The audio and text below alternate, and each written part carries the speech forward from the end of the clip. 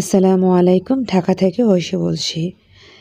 আজকে আমি যে ব্লগটি শেয়ার করব সেটি হচ্ছে যে মহরমের ১০ তারিখে।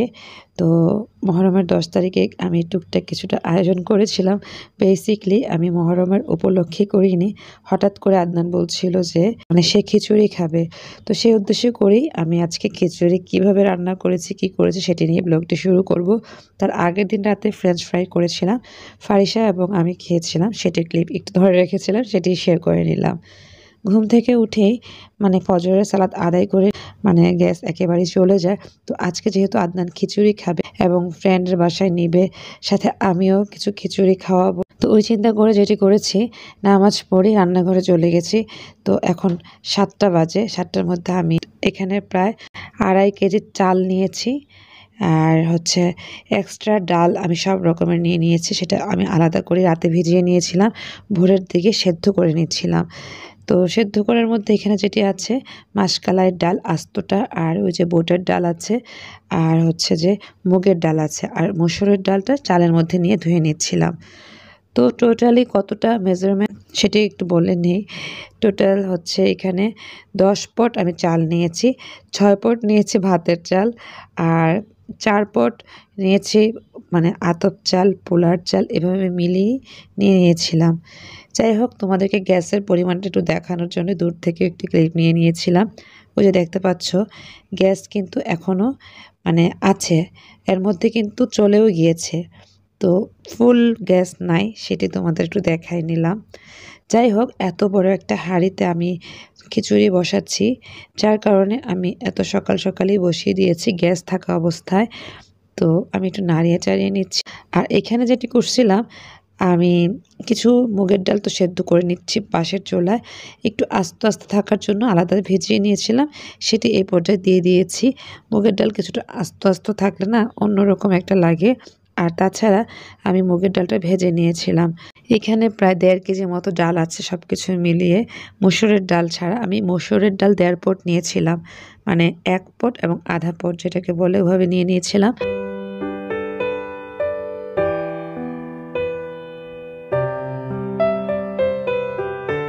খিচুড়ির মধ্যে লবণ দিচ্ছি, তো একটু একটু করে তোমাদের দেখাই। একবার এখানে যাচ্ছে, একবার ওইখানে যাচ্ছি। সকাল ৭টা থেকে আমি রান্নাঘরে আছি।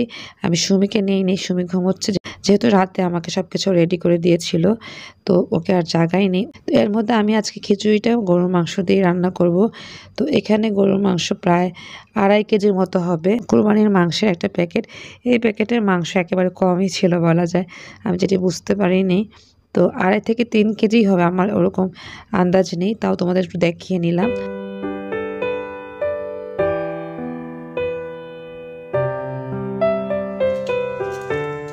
এই পর্যায়ে আমি যেটি করছি, ১ পট আতপ চাল একটু ধুয়ে আবার দিয়ে দিয়েছিলাম। কেন জানি মনে হচ্ছিল বেশি হোক সমস্যা নেই, বাট কম হলে নিজের কাছে খারাপ লাগবে। তো যেটি করলাম, হলুদ দিয়ে দিচ্ছি। আর যেহেতু মাংসের মধ্যে সব মশলা দেওয়া আছে, তো এখানে জাস্ট আমি অল্প অল্প দিয়ে নিচ্ছি, সেটা তোমাদের দেখাই দিচ্ছিলাম। তো হলুদ এখানে ৪ চামচ দিয়ে দিয়েছি। এই হাঁড়িটা কিন্তু অনেক বড় সাইজের একটা হাঁড়ি। আর তোমরা দেখতে পারতেছো আমি পানিও ভরে দিয়েছি, যদিও আমার একটা পর্যায়ে দেখা গিয়েছিল এই হাঁড়িতে জায়গা নিচ্ছিল না, যার কারণে আমি ২টা হাঁড়িতেই পাশের চুলায় বসিয়ে দিয়েছিলাম, সেটিও তোমাদের দেখাবো।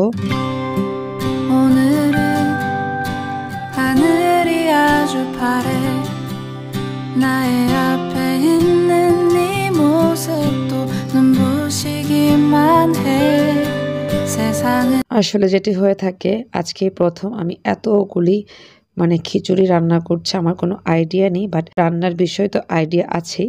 তো ওই আইডিয়া অনুযায়ী আমি এই নিজের মতো করেই করে নিচ্ছি। বা মা যেহেতু নেই পাশে, মা থাকলে হয়তো বা আম্মু থাকলে হয়তো বা সুবিধা হতো পরিমাণটার ক্ষেত্রে আর কি। যাই হোক, ডালের উপর একটু ফেনা ফেনা হয়ে থাকে না, সেটা আমি ফেলে দিয়েছি। এই পর্যায়ে পাশের চুলায় আমি মরিচ দিয়ে দিচ্ছি। আমার কাছে মনে হচ্ছিল খিচুড়ি একটু ঝাল ঝাল করবো, যদিও ওরকম ঝাল করিনি। আর এই পর্যায়ে আমি যেটি দিয়েছি, ধনিয়ার গুঁড়ো এবং জিরার গুঁড়ো অল্প অল্প দিয়ে দিয়েছিলাম। তো গ্যাসের পরিমাণটা অলরেডি কমে গিয়েছে, সেটা তোমরা দেখে নিশ্চয়ই বুঝতে পারছো। তো আমি তারপরও স্যাটিসফাইড যে মোটামুটি সব কাজ আগে থেকে সেরে নিয়েছি। এখানে আমি যেটি করেছিলাম, কাচকি শুটকি কিনেছিলাম। তো যেহেতু অল্প কাচকি শুটকি ছিল, আমি এটাকে করেছি আলু কুচি করে নিয়ে এটা রান্না করে ফেলেছি। এই রান্নাটা সুমি করে দিয়েছিল আমাকে। রাত 2টা থেকে 2:30টার মধ্যে। আর আলু সিদ্ধ করে নিয়েছিলাম, যেহেতু খিচুড়ি দিয়ে একটা ভর্তা ইনস্ট্যান্ট খেতে হবে, তো আমি এখানে প্রায় 1 কেজির মতো আলু সিদ্ধ করে নিয়েছিলাম। এখানে লাল আলু আছে এবং নর্মাল আলুও যেটাকে বলে ওইটাও আছে। তো ঘরে 12টি ডিম ছিল, বেশি ছিল না। যেহেতু আদনান ফ্রেন্ডদের এখানে 4 জনের খাবার নিবে, 4 থেকে 5 জনের, তো 5টা ডিম দিয়েছি। আর রেজা ভাইকে দিব একটা, 6টা ডিম দিয়েছি। আর 6টা ডিম রেখে দিয়েছি যারা ভাজি খাবে, ভাজি দিয়ে খাওয়ার জন্য। আর এই পর্যায়ে আমি যেটি করছি, আলু কুচি করে দিয়েছি। এখানে 4টা আলু কুচি কুচি করে দিয়ে দিয়েছি। আদনানের পছন্দ খিচুড়ির মধ্যে একটু আলু থাকবে, যার কারণে আমি আলুটা দিয়েছি, তাছাড়া আমি আলু দিতাম না।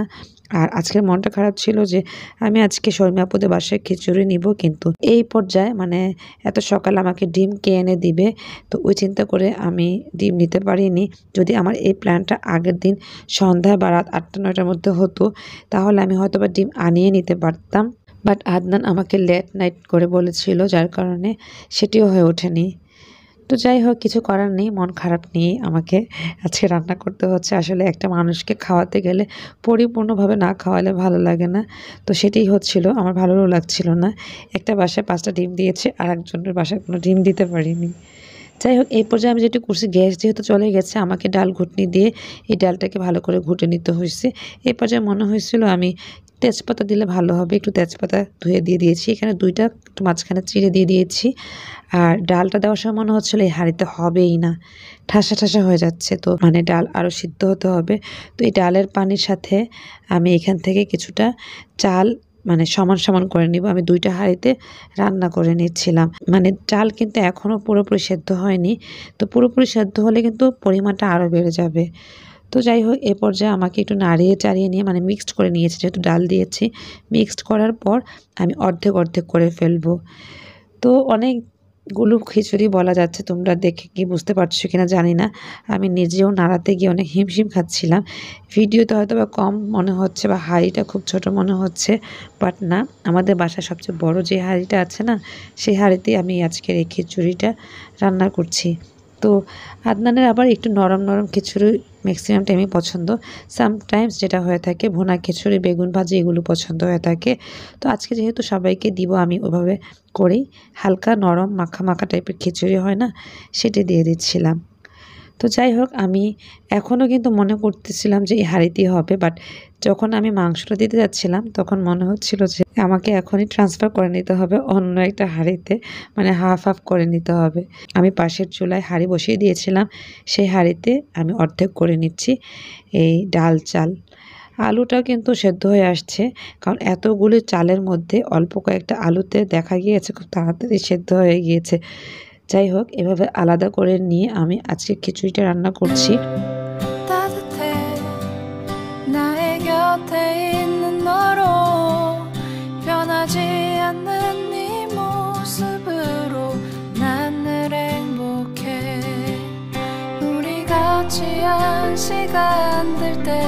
তো আজকে খাবারটা বেসিকলি আমি চেয়েছিলাম যে রাতে দিব, যেহেতু গ্যাস থাকে না, আস্তে আস্তে মানে সময় নিয়ে দুপুরের পর 3টার পরে গ্যাস মোটামুটি আসে, তো ভেবে নিয়েছিলাম তখনই করব। বাট ফারিসা যেহেতু আমাদের বাসায় আছে, ফারিসা নাকি সকালে চলে যাবে। আদনান বলল দেশের যে কন্ডিশন সকালেই দিয়ে আসবে। তো ওই চিন্তা করে আমি যেটি করলাম, আগে আগে রান্না বসিয়ে দিয়েছি, যাতে করে ফারিসা খেয়ে যেতে পারে। কারণ সেও আমাকে বলছিল ছোট মা খিচুড়িতে আলু ভর্তা করো, তো এজন্য মানে ডিম ভুনা আলুর ভর্তা দিয়ে সে খাবে। ওই চিন্তা করে আমি ওর জন্যই তাড়াতাড়ি করে বসিয়ে নিয়েছিলাম, যাতে মেয়েটা খেয়ে যেতে পারে। তো এর মধ্যে আমি মাংস কিন্তু 2টা ভাগে ভাগ করে দিয়ে দিয়েছি, আর কিছু মাংস হাঁড়িতে রেখেছি। লাস্টে ডেকোরেশনের সময় বা হওয়ার আগে আবারও সমান সমান করে 2টা হাঁড়িতে দিয়ে নিব, ওই চিন্তা করে কিছুটা মাংস তুলে রেখেছি, মানে এগুলো লাস্টের দিকে দিব আর কি। আর তোমাদের দেখাচ্ছে, দেখো গ্যাসটা কতটুকু পর্যায়ে আছে, মানে এখন মিডিয়াম থেকে লো পর্যায়ে আছে। একটু ঢাকনা দিয়ে ঢেকে দিয়েছিলাম, আর প্রায় হাফ অ্যান আওয়ার পর আমি ঢাকনাটা তুলে তোমাদের দেখাচ্ছি। দেখো মাঝখানে একটু বলক চলে এসেছে। তো 2টাই সেম অবস্থায় আছে। এই হাঁড়িটা প্রথম হাঁড়িটা থেকে হালকা একটু ছোট, বাট প্রথম হাঁড়িটা কিন্তু বিশাল বড় সাইজের একটা হাঁড়ি। যাই হোক, আমি একটু দাঁড়িয়ে চাড়িয়ে তোমাদের দেখাচ্ছি। প্রায় সেদ্ধ হয়ে এসেছে আর তেলও উপরে চলে এসেছে, দেখতে কিন্তু খুবই লোভনীয় হয়েছে। খিচুড়ি যখন আমরা খেতে যাই, বিশেষ করে নরম খিচুড়ি ইনস্ট্যান্ট খেয়ে ফেললে বা খেতে পারলে কিন্তু খুবই ভালো লাগে। বাট এটা যদি ঠান্ডা হয়ে যায় তখন কীরকম যেন জমাট হয়ে যায় বা খিচুড়ির একটা টেস্ট আছে সেটাও ডিফারেন্ট লাগে। আমি জানি না, এটা আমার কাছে মনে হয়। তোমাদের কার কাছে কেমন লাগে সেটা তোমরা কমেন্টে জানাতে পারো। তো এই পর্যায়ে আমার কাছে মনে হয়েছিল যে কালার এবং থিকনেস সব কিছুই ঠিক আছে। আর পরে তো যে আলাদা করে মাংস রান্না করে ঝোলসহ রেখেছিলাম, তো সেটা তো পরে আবার দিয়েই নিব, যার কারণে আমার কাছে পারফেক্ট মনে হচ্ছিল। খুব সুন্দর একটা স্মেল পাচ্ছিলাম এই মুহূর্তে, ডাল এবং চালের যে একটা স্মেল সেটা পাচ্ছিলাম। আর আমার কাছে যেটি মনে হয়ে থাকে, খিচুড়ির মধ্যে ডালের পরিমাণটা বেশি হলে সেটা খেতেও ভালো লাগবে, তো আঠালো টাইপের হবে। তো আমি সবসময় চেষ্টা করে থাকি যখনই খিচুড়ি রান্না করি অনেকগুলো ডাল দেওয়ার। প্রায় 1.5 কেজির মতো আমি ডাল দিয়েছি এখানে। এই পর্যায়ে আমি একটু মশলা দিয়ে দিয়েছিলাম। এটা গরুর মাংসের মশলা, এখানে শাহি সব ধরনের মশলা আছে। আমার এই মুহূর্তে মনে হয়েছিল যে একটু ফ্লেভার এবং মশলাটা আরেকটু কম লাগছিল গরুর মাংসতে, যেহেতু পরিমাণটা বেড়ে গিয়েছে। তো আমি এই পর্যায়ে 1 চা চামচ পরিমাণের মতো শাহি মশলাটা দিয়ে দিয়েছি। তো দিয়ে একটু নাড়িয়ে চাড়িয়ে নিচ্ছি। আমি সেম পর্যায়ে 2টা হাঁড়িতে কিন্তু এরকম করে দিয়ে দিয়েছিলাম।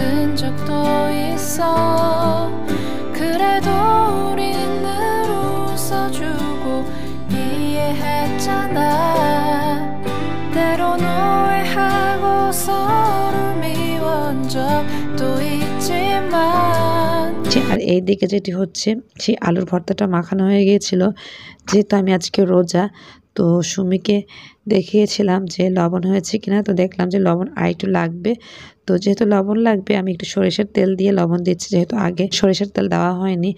আর আজকের ভর্তাটা আমি পেঁয়াজটা হালকা একটু ভেজে নিয়েছিলাম যাতে করে গন্ধ না হয়ে যায়, দেরি করে খেলেও গন্ধ না হয়। এখানে প্রায় 1 কেজির মতো আলু আমি নিয়েছি। তো 1 কেজি আলু সবাইকে একটু একটু করে দিব, ওইভাবে করে নিয়েছি। আর লবণ আবারও লাগবে মনে হয়েছিল, আবারও লবণ দিয়ে দিয়েছি। বেসিকলি ভর্তার মধ্যে লবণের পরিমাণটা পারফেক্ট না হলে খেতে কিন্তু ভালো লাগে না। যাই হোক, এই পর্যায়ে আমি ডিমও ভুনা করে ফেলেছি। এই ডিম ভুনাটা সুমি করেছে, উপরে একটু ধনিয়া পাতা কুচি দিতে বলেছি, দিয়ে দিয়েছে। আর এখন আমি ভর্তাগুলো আলাদা করে নিয়েছি, কিছু শর্মিয়াপুর বাসায়, কিছু আদনানের ফ্রেন্ডের বাসায়, রেজা ভাইয়ের জন্য রেডি করেছে এবং সুমি যে বাসায় খাবে সুমির জন্য রেডি করে নিয়েছে। আর বাকিগুলো আমরা শর্মিয়াপুদের বাসায় নিয়ে যাব, ওখানে একসাথে সবাই খাবো অথবা ইফতার করব, এরকম প্ল্যান করেই বানিয়ে নিয়েছিলাম। আর শুটকিটা ওই যে এটা রেজা ভাইয়ের জন্য রেডি করেছি, এটা শর্মিয়াপুর বাসার জন্য রেডি করেছি, এটা সুমির জন্য রেডি করেছি। আর এটা হচ্ছে গিয়ে রেজা ভাইকে দিব, ওনাকে হাঁড়ি সহ দিয়েছি। আর ওই ছোট্ট হাঁড়িটা হচ্ছে সুমির জন্য। এবং চুলার মধ্যে যেটা দেখতে পারতেছো ওই যে দূর থেকে দেখা যাচ্ছে, এখানে শর্মিয়াপুর বাসায় একটা নিবে আর একটা আদনানের ফ্রেন্ডের বাসায়। তো হঠাৎ মনে হয়েছিল যে একটু বাগার দিয়ে নিই, তো উপরে একটু ডেকোরেশন করব, বাগার দিয়ে একটু বেরেস্তা দিয়ে নিব। যদিও বেরেস্তা আলাদা করে নিয়েছি, তারপরেও আরেকটু বাগার দেওয়া হচ্ছে, কারণ এই খিচুড়িতে আমি বাগার দেইনি। তো যাই হোক, আমি বাগারই বলি, তোমরা কে কী বলো আমি জানি না, অনেকে হয়তো বা ফোড়ন বলতে পারো। তো আমি জাস্ট রসুন এবং পেঁয়াজ দিয়ে বাগার দিচ্ছি। তো অল্প একটু আবার হাঁড়িতে বেঁচে গিয়েছে। আর এটা হচ্ছে আদনানের ফ্রেন্ডের বাসার জন্য নেবে, উপরে একটু বেরেস্তা দিয়েছে। বাগারও দেওয়ার পর বেরেস্তা আর একটু কাঁচামরিচ দিয়ে দিয়েছি, একটু গোলমরিচ ছিটিয়ে দিয়েছিলাম। তো এভাবে করে সবার বাসায় পৌঁছে দিয়েছে। আর এবার আমরা যেটি করলাম, শর্মি আপুর বাসায় আনার পর আপুরা দুপুরে লাঞ্চ করেছে। আর এখন আমি এবং ভাইয়া রোজা ছিলাম, তো আমরা ইফতার করার জন্য বসে গিয়েছি। সব রকমের আইটেমস ছিল। আর এখানে ভাজা পোড়াও করা হচ্ছে, ফ্রুটস আছে। তো এর মধ্যে সীমা এসেছে বেড়াতে, তো সন্ধ্যার নাস্তা হিসেবে এগুলো রেডি করা হচ্ছে। আর নাস্তার পরপরই ডিনার করা হচ্ছে। আপুরা অনেক কিছু করেছে খুব সুন্দর এবং মজা করে। ঢেঁড়স ভাজিটা করেছে, সাথে সবজি, চিংড়ি ভুনাটা খুব মজা হয়েছে। এই ঢেঁড়স ভাজির মধ্যে আলুটা পুরা দেখতে পাচ্ছ তোমরা, মানে পাস্তার মতো লাগছে দেখতে, খুবই লোভনীয় হয়েছে দেখতে, খেতেও কিন্তু ভালো লেগেছে। আমার কাছে টোটালি ডিফারেন্ট লাগছে এই ঢেঁড়স ভাজিটা। ঢেঁড়সের টুকরোগুলো কিন্তু বড় বড় করে করেছে। যাই হোক, আমরা সবাই ডিনার করছি। আদনানকে কল দিয়েছিলাম যে ভাইয়াদের বাসায় এসে ডিনার করার জন্য। তো আমি, ফারিসা, আদনান আমরা 3 জনই চলে এসেছি, একসাথে সবার সাথে ডিনার করে নিয়েছি। আর সুমি তো বাসায়। যাই হোক, এভাবে আমরা আজকে সুন্দর একটি সময় কাটিয়ে নিয়েছিলাম। আমাদের কাছেও খুব ভালো লেগেছে। স্পেশালি আজকে রোজা ছিলাম আশুরার, আজকে 10 তারিখ। আল্লাহর কাছে সব গুনাহ মাফ চেয়ে নিয়েছিলাম, এটাই অনেক বড় পাওয়া এবং বড় কিছু ছিল। বিদায় নিয়ে নিচ্ছি, বাসায় চলে যাচ্ছি। ভালো এবং সুস্থ থেকো। আল্লাহ হাফেজ। আসসালামু আলাইকুম।